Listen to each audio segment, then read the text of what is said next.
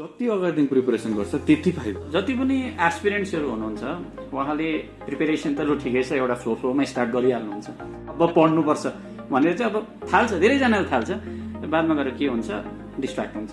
त म त अब जस्तै के गर्थेँ भन्दाखेरि राति सुत्ने बेलामा भगवत गीता पनि पढ्थेँ। एउटा कमन नोसन त्यो छ नि त क्या, गभर्मेन्ट सर्भेन्ट जुन गभर्मेन्ट अफिसरहरू छ टेबलमा बसेर फाइल मात्रै चलाउने त्यो होइन। As you can see a lot of practical work is to be done in this services. हामीसँग तपाईँले स्क्रिनमा देख्नुहुँदैछ मिस्टर अश्विन निरोला।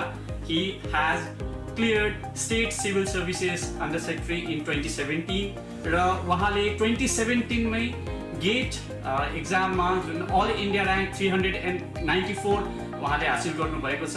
तर इङ्ग्लिस एकदमै इम्पोर्टेन्ट हुनै पर्यो, त्यसलाई चाहिँ आफ्नो विकनेस बनाउनु भएन। एउटा जेनरल नोसन छ क्या हो कि जुन जति पनि कम्पिटेटिभ इक्जाम्स क्र्याक गर्नुको लागि चाहिँ एउटा what do we say extraordinary intelligence चाहिन्छ, एकदमै अब खतरा हुनु पर्यो, एकदमै इन्टेलिजेन्ट माइन्डले मात्रै। विकनेस छ भने very simple solution is there, go from the very basic.